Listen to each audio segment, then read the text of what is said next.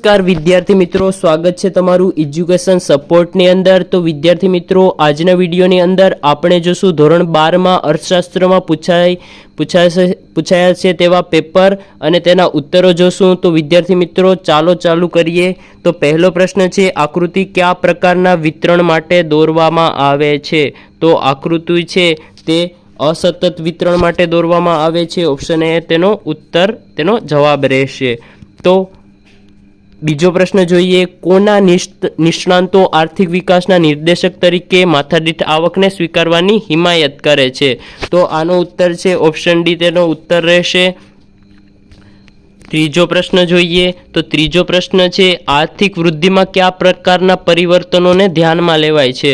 તો આમાં પરિણાત્મક પરિવર્તનોને ધ્યાનમાં લેવાય છે। ચોથો પ્રશ્ન જોઈએ, વાસ્તવિક આવક કરતાં નાણાકીય આવક વધારે ઝડપી હોય તો તેને ફુગાવા વ્યાખ્યા કોણે આપી? તો આ વ્યાખ્યા પીગુએ આપી હતી। ઓપ્શન બી તેનો જવાબ રહેશે। પાંચમો પ્રશ્ન જોઈએ, વેપારી બેંકના કયા ખાતાની થાપણાઓ વધુ તરલ હોય છે? તો વિદ્યાર્થી મિત્રો, પાંચમાનો ઉત્તર રહેશે ઓપ્શન સી, ચાલુ ખાતાની થાપણો। છઠ્ઠો પ્રશ્ન જોઈએ, ભારતના વિદેશી હુંડિયામણના જથ્થાની સાચવણી કોણ કરે છે? તો આ કરે છે આરબીઆઈ, તેની જાળવણી કરે છે। સાતમો પ્રશ્ન જોઈએ, ઇન્ડિયન કાઉન્સિલ ઓફ મેડિકલ રિસર્ચે ગ્રામ્ય ક્ષેત્રે વ્યક્તિઓને ખોરાક ન્યૂનતમ દૈનિક કેટલી કેલરી નક્કી કરી છે? તો તેણે 2400ની કેલરી નક્કી કરી છે। પ્રધાનમંત્રી જનધન યોજના ક્યારે શરૂ કરવામાં આવી હતી? તો પ્રધાનમંત્રી જનધન યોજના 2014માં રજૂ કરવામાં આવી હતી। નવમો પ્રશ્ન જોઈએ, તો નવમો પ્રશ્ન છે, સાદા મોબાઈલ ફોનના સ્થાને સ્માર્ટફોન આવતા સર્જાતી બેરોજગારી કયા પ્રકારની બેરોજગારી કહેવાય? તો નવમાનો ઉત્તર છે ઓપ્શન ડી, ઘર્ષણજન્ય બેરોજગારી ગણાય છે, તેને ઘર્ષણજન્ય બેરોજગારી કહે છે। દસમો પ્રશ્ન જોઈએ, બેરોજગારીનું સ્વરૂપ કે પ્રકારો જાણવા માટે 4 માપદંડો કોણે રજૂ કર્યા? તો રાજકૃષ્ણએ કર્યા હતા। 11મો પ્રશ્ન જોઈએ, ભારતમાં વસ્તી ગણતરી દર કેટલા વર્ષે કરવામાં આવે છે? તો દર 10 વર્ષે કરવામાં આવે છે। 12મો પ્રશ્ન જોઈએ, ઈસવીસન 2011માં દર 1000 પુરુષોએ સ્ત્રીનું પ્રમાણ કેટલું હતું? તો સ્ત્રીનું પ્રમાણ હતું 936 સ્ત્રીનું પ્રમાણ હતું। 13મો પ્રશ્ન જોઈએ, તો 13મો પ્રશ્ન છે, સ્વતંત્રતા પ્રાપ્તિ પછી ભારતની રાષ્ટ્રીય આવક કૃષિ ક્ષેત્રમાં ફાળામાં શું ફેરફાર થઈ રહ્યો છે? તો 13માનો ઉત્તર આવશે તે ઘટે છે, તેનો ઉત્તર રહેશે। નીચેનામાંથી કયો રોકડીયો પાક છે? તો જે શેરડી છે તે રોકડીયો પાક છે। વેપાર તુલા એટલે શું? તો વેપાર તુલા એટલે શું? તો વેપાર તુલા એટલે દ્રશ્ય વેપારની તુલા, એટલે વેપાર તુલા છે। લેણ દેણની તુલામાં કેટલા ખાતા હોય છે? તો લેણ દેણની તુલામાં 2 ખાતાઓ હોય છે। ખાખરા બનાવવાનો ઉદ્યોગ એ નીચેનામાંથી કયા પ્રકારના ઉદ્યોગનું ઉદાહરણ છે? તો ખાખરા બનાવવાનું ઉદ્યોગનું છે તો તેમાં ગૃહ ઉદ્યોગ તેનું છે। 18મો પ્રશ્ન જોઈએ, ગુજરાતના રાજ્યમાં વિશિષ્ટ આર્થિક વિસ્તારની સ્થાપના ક્યારે કરવામાં આવી હતી? ક્યાં કરવામાં આવી હતી? તો ઓપ્શન બી તેનો જવાબ રહેશે, કંડલામાં કરવામાં આવી હતી। ભારતમાં 19મો પ્રશ્ન, ભારતમાં કેટલી રીતે મેળવી શકાય છે? વીજળી કેટલી રીતે મેળવી શકાય છે? તો 19માનો ઉત્તર છે ઓપ્શન સી, 4 રીતે મેળવી શકાય છે। 20મો પ્રશ્ન જોઈએ, તો 20મો પ્રશ્ન છે, ભારતમાં બંધારણ આપેલા પ્રમાણ? તો 20મો પ્રશ્ન જોઈએ, તો 20મો પ્રશ્નનો ઉત્તર થશે ઓપ્શન ડી, તેનો ઉત્તર થશે। તો વિદ્યાર્થી મિત્રો, વિભાગ બી જોઈએ, તો વિભાગ બીનો 21મો પ્રશ્ન છે કે NSSOનું પૂરું નામ શું છે? તો NSSOનું પૂરું નામ છે નેશનલ સેમ્પલ સર્વે ઓફિસ, તેનો જવાબ રહેશે।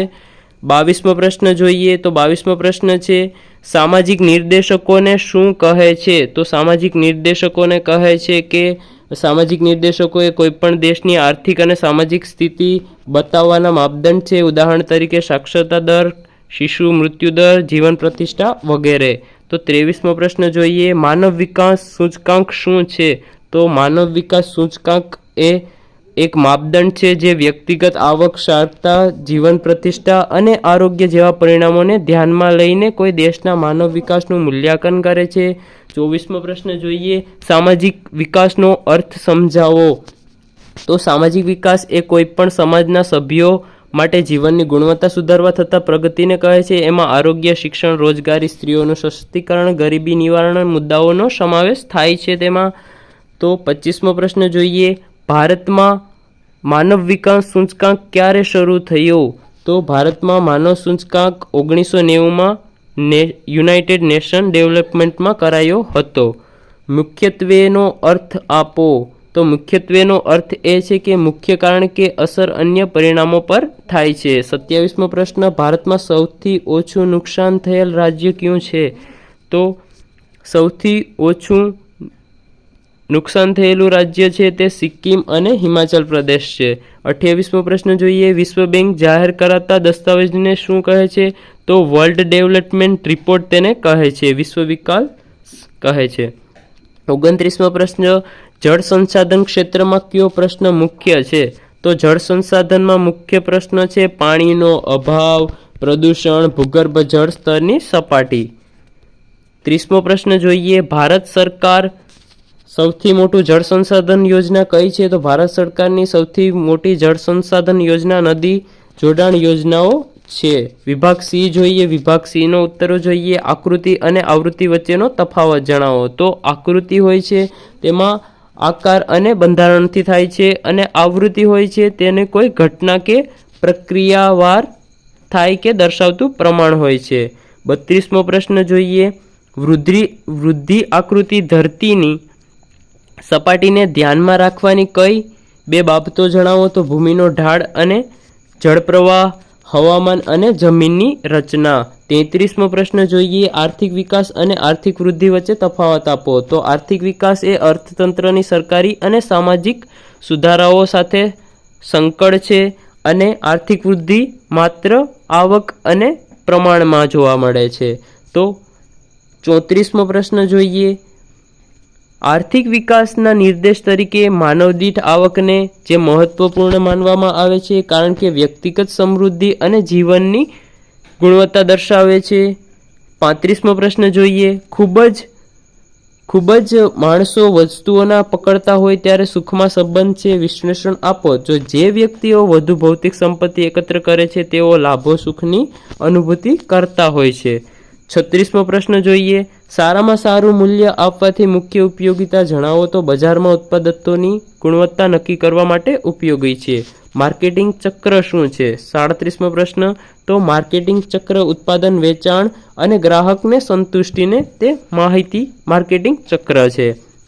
38મો પ્રશ્ન જોઈએ, આરબીઆઈના નામ કેવો છે અને બિન નાણાકીય કાર્ય સમજાવો. તો નાણાં પ્રતિબંધ, ચલણની છાપણી અને વ્યાજદર નિયંત્રણ છે. 39મો પ્રશ્ન જોઈએ, તો અર્થ બેરોજગારી શેને કહે છે અને તેનું એક ઉદાહરણ આપો. તો અર્થ યોગ્ય જ્યારે કૌશલ્ય ધરાવતા લોકો પ્રસ્તુતિ નોકરી ન મેળવી શકે તે તેનું ઉદાહરણ છે. ઉદાહરણ અભ્યાસ કરતા પછી યુવાનો નોકરી ન મળવી, તો નોકરી આપણને ન મળે તો તે ઉદાહરણ છે તેનું. ચલણી લવચીકતને શું છે? તો તે ચલણી ઉપલબ્ધતા, ચલણને પરિવર્તનની ક્ષમતા.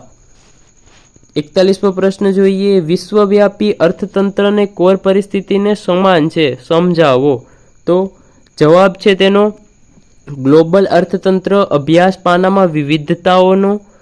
42મો પ્રશ્ન જોઈએ, બજાર તંત્ર અને નિશ્ચિત તંત્ર વચ્ચે તફાવત આપો. તો બજાર તંત્રનો તફાવત છે ખાનગી કંપનીઓ દ્વારા નિયંત્રિત, અને મિશ્રિત તફાવત છે. તો મિશ્રિતમાં સરકારી અને ખાનગી બંને દ્વારા સંચાલિત. તો બંને દ્વારા સંચાલિતમાં મિશ્રિત અને બજાર તંત્રમાં ખાનગી હોય છે. 43મો પ્રશ્ન જોઈએ, આંતરરાષ્ટ્રીય અને વિદેશી વ્યાપાર વચ્ચે તફાવત કોઈ બે મુદ્દા સમજાવો. તો આંતરરાષ્ટ્રીય વ્યાપારમાં બે કે તેથી વધુ દેશો વચ્ચે વધુ વેપાર થતો હોય, અને વિદેશી વ્યાપાર હોય તો એક દેશ દ્વારા અન્ય દેશ સાથે કરવામાં આવતો વેપાર.